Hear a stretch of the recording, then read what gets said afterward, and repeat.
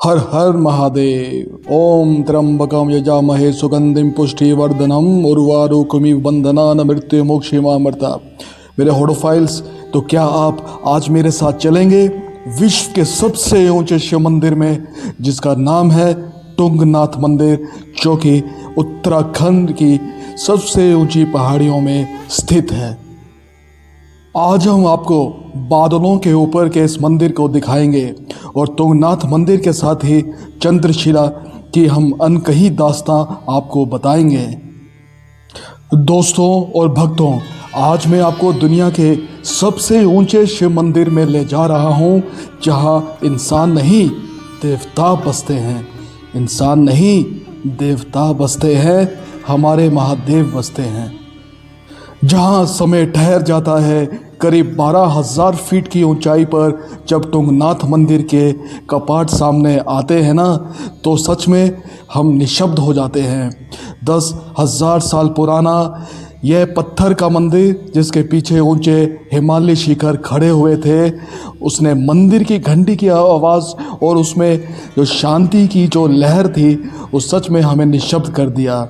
और मंदिर के पुजारी से बात करते हुए हमने इस पंच केदार की महिमा को भी रिकॉर्ड किया, ताकि हम आपको इसके बारे में संक्षिप्त बता सके। जो आप देख रहे हैं, जैसे ये है पंच केदार, और चोपता से हमको ये 3.5 किलोमीटर का ट्रैक करके हमको इस तुंगनाथ मंदिर में हमको पहुंचना है, और इससे आगे हमको 1.5 से 2 किलोमीटर हमको चंद्रशिला में आगे जाना है।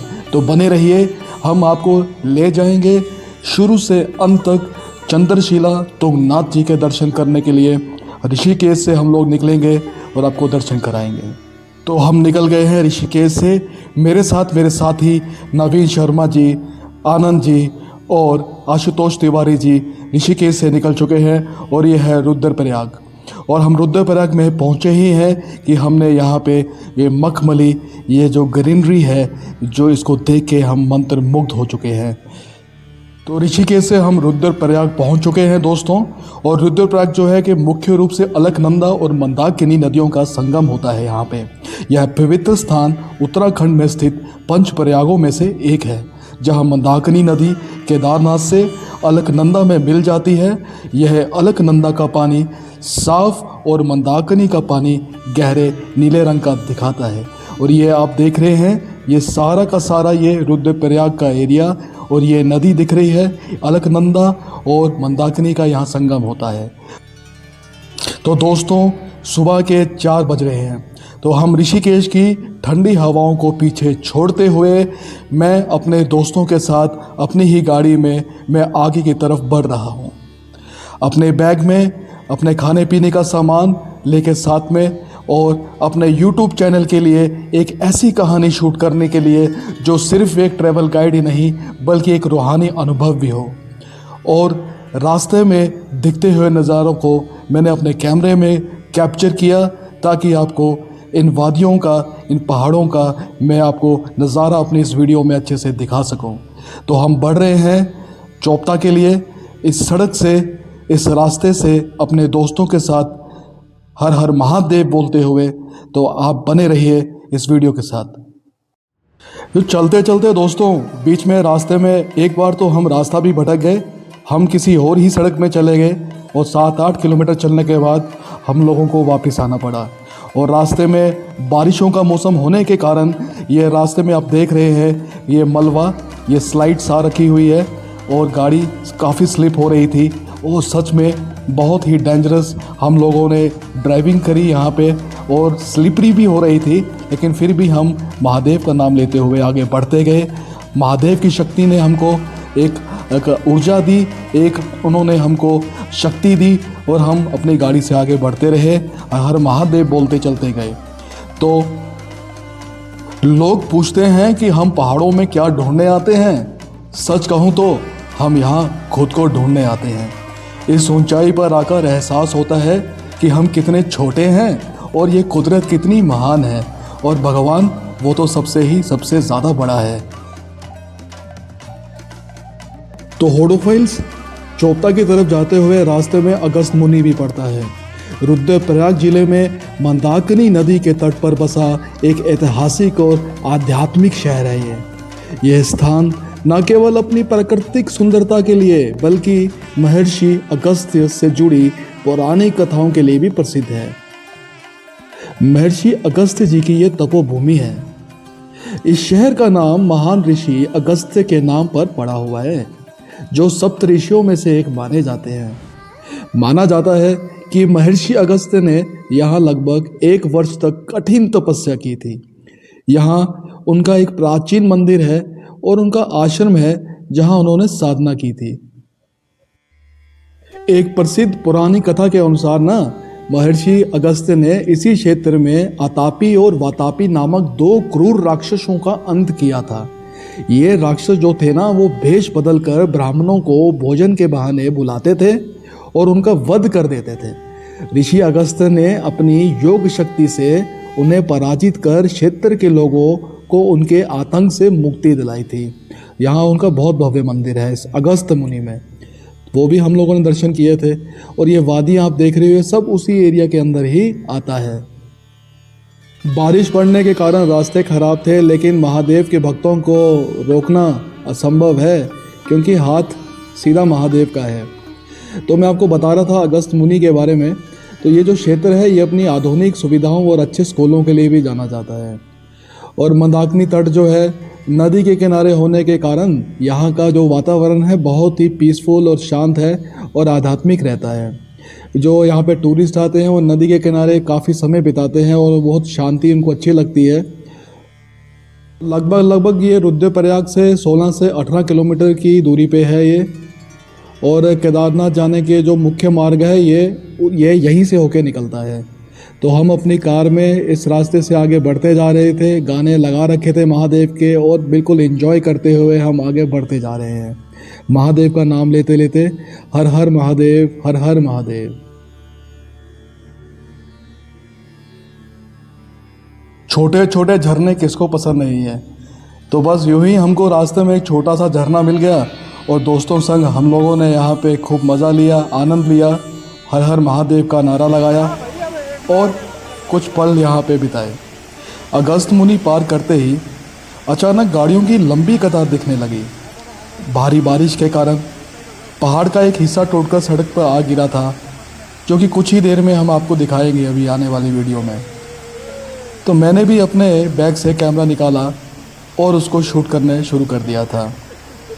वहाँ पे बीआरओ के जवान थे, हमारी आर्मी थी, जो कि बड़ी बड़ी मशीनों से रास्ता साफ़ करने में भी लगी हुई थी, ताकि पर्यटकों को, श्रद्धालुओं को यात्रा करने में कोई दिक्कत ना हो।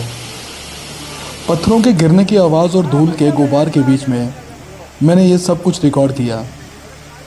और यहाँ पे जैसे हम झरने पे मज़ा ले रहे थे, हमें पता नहीं था कि आगे का सफ़र कैसे होने वाला है। तो जैसे कि आप देख रहे हैं कि यहाँ बारिश का मौसम हो चुका है और बारिश होने के कारण यहाँ पे ये पूरा लैंडस्लाइड पीछे आप देख रहे हैं, ये पहाड़ पूरा टूट के नीचे आ गिरा है। तो ये रास्ता पूरा ब्लॉक हो रखा हुआ है। कुछ देर यहाँ रुक के हमने यहाँ का आगे पीछे का सारा नज़ारा हमने शूट किया और वेट किया कि कब हमारी बीआरओ, आर्मी के जवान और प्रशासन इस रास्ते को साफ़ करें ताकि हम आगे की यात्रा कर पाएँ। सफ़र सिर्फ मंजिल तक पहुंचना नहीं है, बल्कि इन रुकावटों में धैर्य बनाए रखना भी है। तो 3 से 4 घंटे के इंतज़ार के बाद जब रास्ता खुला तो जीत की खुशी हमें ही नहीं बल्कि हर एक उस यात्री और श्रद्धालु को थी जो कि भोलेनाथ महादेव तुंगनाथ जी के दर्शन करने के लिए आए हुए थे। तो यहाँ रुकने के बाद हमें ये एहसास हुआ कि भक्ति में धैर्य रखना भी बहुत आवश्यक है। जैसे ये हमारी एक जीत की तरह है जो हमने अपने मन में, अपने चंचल से मन में हमने वो जीत हमने हासिल की हो। तो कुछ देर रुकने के बाद हम लोग इंतज़ार करते रहे कि ये रास्ता जल्दी से जल्दी साफ़ हो जाए और हम लोग आगे की तरफ बढ़ें। जैसे जैसे हम लोग ऊंचाई की ओर बढ़ते गए वैसे वैसे ही रास्ता किसी परिकथा जैसे लगने लगा था। पहाड़ों के सीने को चीरकर निकलने वाले अनगिनत दुधिया झरने वाटरफॉल्स सड़क को पार कर रहे थे, जो कि मनमोहक दृश्य था। सच में आप जब आएंगे तो आपको भी सेम वैसा ही महसूस होगा। एक जगह जहाँ पानी का बहाव बहुत तेज़ था, मैंने अपनी कार को वहीं रोक लिया था। ठंडे पानी की बौछारें सच में मेरे चेहरे पर जब पड़ रही थी, उसका आनंद अविश्वसनीय था। बहुत ही आनंद था, मज़ा ही मज़ा आ गया।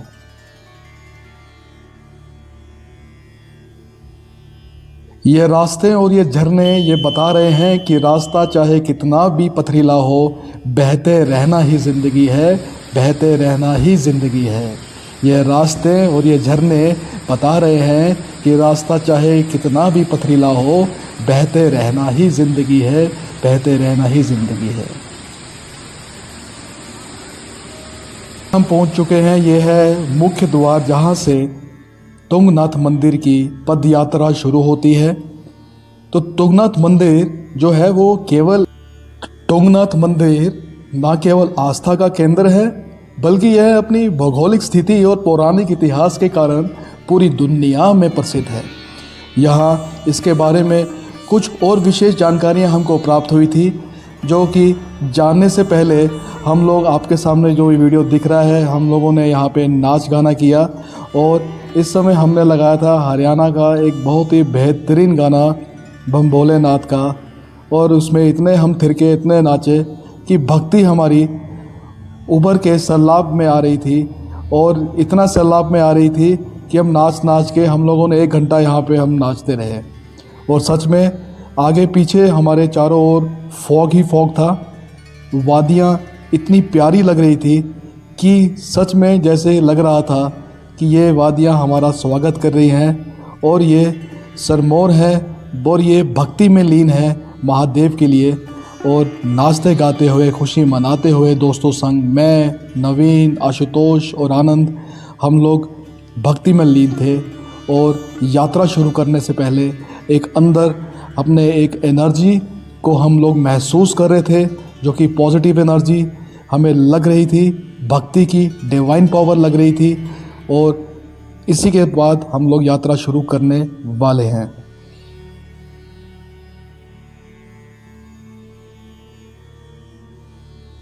तो दोस्तों, तुंगनाथ मंदिर विश्व का सबसे ऊंचा मंदिर है। World highest Shiva temple in the world ये तुंगनाथ मंदिर है। तुंगनाथ मंदिर समुद्र तल से लगभग 4000 मीटर की ऊंचाई पर स्थित है। बारिश हो रही थी, छाता हम लोगों ने लिया था, और बारिश में भी हमारा जो भक्ति थी वो कहीं कम नहीं हो रही थी, बल्कि और बढ़ रही थी। और दोस्तों ने जयकारे लगा रहे थे, ओम नमः शिवाय, हर हर महादेव के नारे भी लग रहे थे। आप सुन भी रहे होंगे, वीडियो में देख भी रहे हैं। बारिश हो रही है, फिर भी हम लोग थके नहीं, रुके नहीं, भक्ति में लीन हैं और चढ़ाई चढ़ते जा रहे हैं। तुंगनाथ मंदिर दुनिया का सबसे अधिक ऊंचाई पर स्थित शिव मंदिर माना जाता है।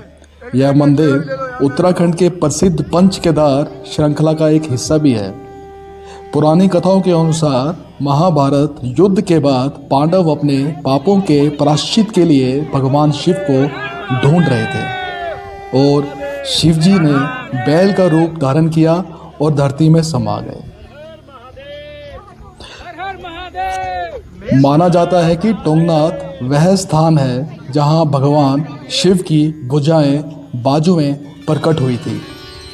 जब कुछ लोकल लोगों से, स्थानीय लोगों से कुछ बातचीत हुई, तो उनकी मान्यताओं के अनुसार इस मंदिर का निर्माण पांडवों द्वारा शिव जी को प्रसन्न करने के लिए किया गया था। बाद में आदि गुरु शंकराचार्य ने इसे खोजा और पुनर्स्थापित किया था।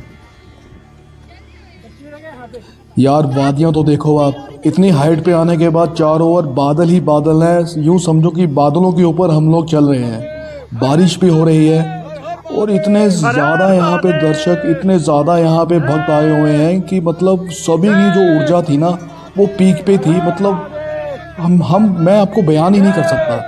यहाँ पे कॉलेज के बच्चे, लड़के, लड़कियाँ, बुजुर्ग आ रहे हैं। और ये देखिए, मैं भी यहाँ पे एक नारे लगाते हुए भक्ति के सरमोर में एकदम डूबा हुआ, मेरे दोस्तों के साथ वो भी एकदम जयकारे लगा रहे हैं।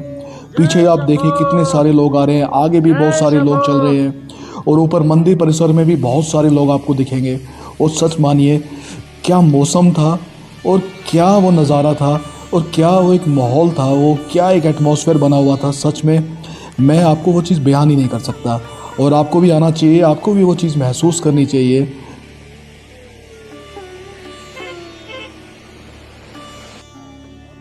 तो मैं आपको बताता चलूं कि तुंगनाथ की पैदल यात्रा चोपता से शुरू होती है। यह लगभग ना 3.5 से 4.5 किलोमीटर का मध्यम स्तर का ट्रैक है। ज़्यादा स्लोप नहीं है, खड़ी चढ़ाई नहीं है, आप आराम से चढ़ जाएंगे। रास्ते में आपको ना भोरांस, उसको शायद रोडोडेंड्रॉन भी कहते हैं इंग्लिश में, उनके घने जंगल आपको मिलेंगे, और मखमली बुग्याल आपको, जिसको शायद मिडोस भी कहते हैं, वो मिलेंगे आपको। और यहाँ पे ना सबसे अच्छा जो समय है जाने के लिए ना, वो है मई से जून के लिए, और सितंबर से अक्टूबर। मई से जून और सितंबर से अक्टूबर, ये सबसे अच्छा समय यहाँ पे जाने के लिए है। आप इस समय आप जा सकते हैं।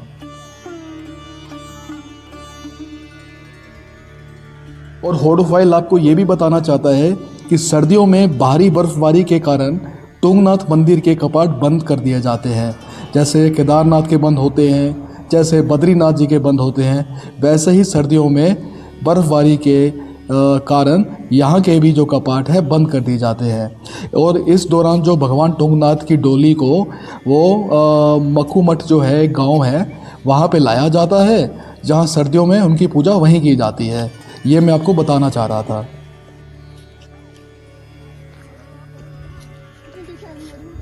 यह उत्तर भारतीय शैली में बना पत्थर का एक प्राचीन मंदिर है, ये जो तुंगनाथ मंदिर है। और गर्भगृह में एक समय में केवल 10 लोग ही समा सकते हैं दर्शन करने के लिए। थोड़ा कंजस्टेड है, इसलिए 10 ही लोग अंदर जाके दर्शन कर सकते हैं।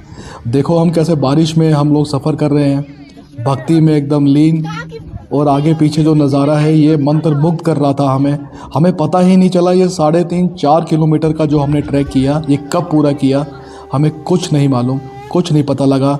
ये भगवान ने जैसे एक शक्ति दी, और हम चलते रहे भक्ति में, जयकारा लगाते हुए, हर हर महादेव, हर हर महादेव।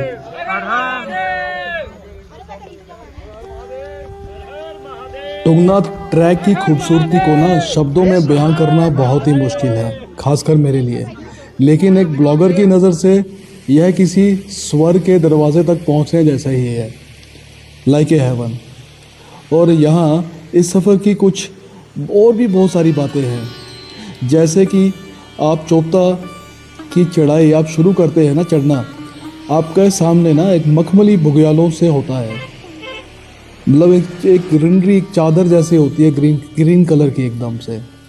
ये ऊंचे पहाड़ों पर स्थित घास के मैदान हैं, जो गर्मियों में चटक हरे और सर्दियों में दूधिया सफ़ेद हो जाते हैं, एकदम बर्फ़ की चादर सी बिछ जाती है। और ट्रैक के दौरान जब ठंडी हवा मेरे चेहरे को छूती हुई जब जा रही थी ना, तो ऐसा लग रहा था कि सारी की सारी थकावट मिट सी जा रही थी। और ऊपर से बारिश का भी मौसम था, तो एहसास कुछ अजीब और गजब और एकदम अविश्वसनीय था वो, मैं आपको बयान ही नहीं कर सकता। और यहाँ के रास्ते,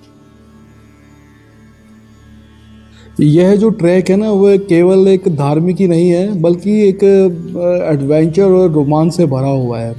रास्ते में कई खतरनाक मोड़ और खड़ी चढ़ाइयाँ आती हैं, जहाँ एक तरफ विशाल पहाड़ होते हैं और दूसरी तरफ गहरी खाइयाँ होती हैं।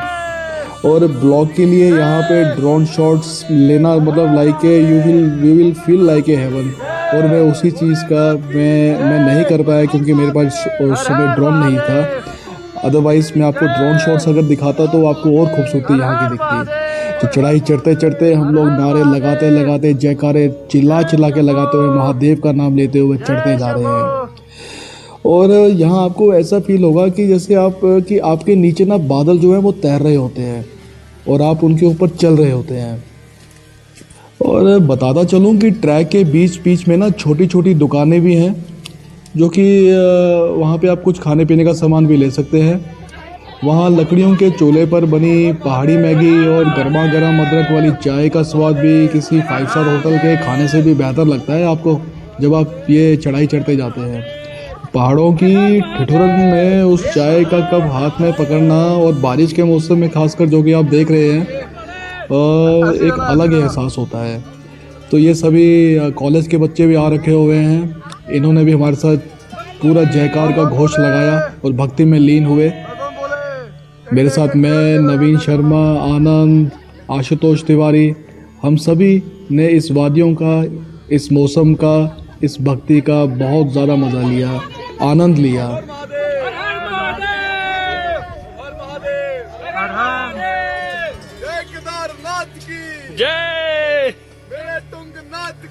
अच्छा एक बात बताऊं, अगर आप चुपचाप और धैर्य से और आराम से चल रहे होगे ना, तो आपको रास्ते में हिमालयन तहर बोलते हैं उसे, हाँ हिमालयन तहर है, या रंग बिरंगा उसको आप बोल लो कि मोनाल पक्षी है, वो दिख सकता है। जी हाँ, मोनाल पक्षी, उसकी एक झलक पाना किसी मतलब प्राइस से कम नहीं होता। और ब्लॉगर्स के लिए तो ये पल जो होता है वो तो एक गोल्डन मोमेंट्स ऐसा होता है। मुझे दिखा लेकिन मैं उसको ले नहीं पाया, उसका शॉट ले नहीं पाया। आई वॉज वेरी लकी कि मैंने एटलीस्ट वो देखा तो सही।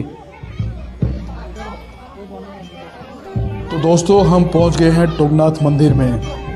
तुंगनाथ मंदिर जहां समय ठहर जाता है। करीब 12,000 फीट की ऊंचाई पर जब तुंगनाथ मंदिर के कपाट सामने आए तो सच में मैं निशब्द हो गया था। 1000 साल पुराना ये पत्थर का मंदिर जिसके पीछे ऊंचे हिमालय शिखर खड़े थे, इसे देखकर मैं मंत्रमुग्ध था। और यहाँ पे जो भक्ति का जो एक माहौल बना हुआ था, सच में उसमें अपने आप को डुबो के मैं अपने आप को बहुत ही ज़्यादा पवित्र और अपने आप को बहुत ही ज़्यादा मैं भाग्यवान समझ रहा था।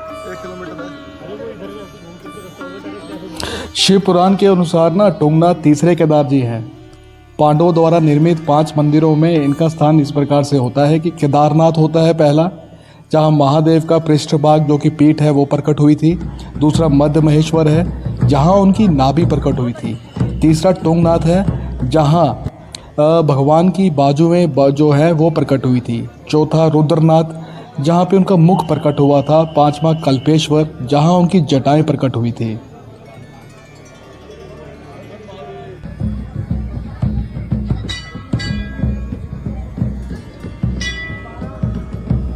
यहाँ अंदर गर्भगृह में हमने जहाँ के 10 आदमी एक साथ दर्शन कर सकते हैं। दर्शन करने के बाद हमने इसके परिसर में कुछ समय अपना बिताया। बारिश हो रही थी लेकिन ऊर्जा हमारी ऊपर बिल्कुल हाई थी। हमने यहाँ समय बिता के दर्शन किए। उसके बाद हमको जाना था अगले पड़ाव पे जो कि है चंद्रशिला।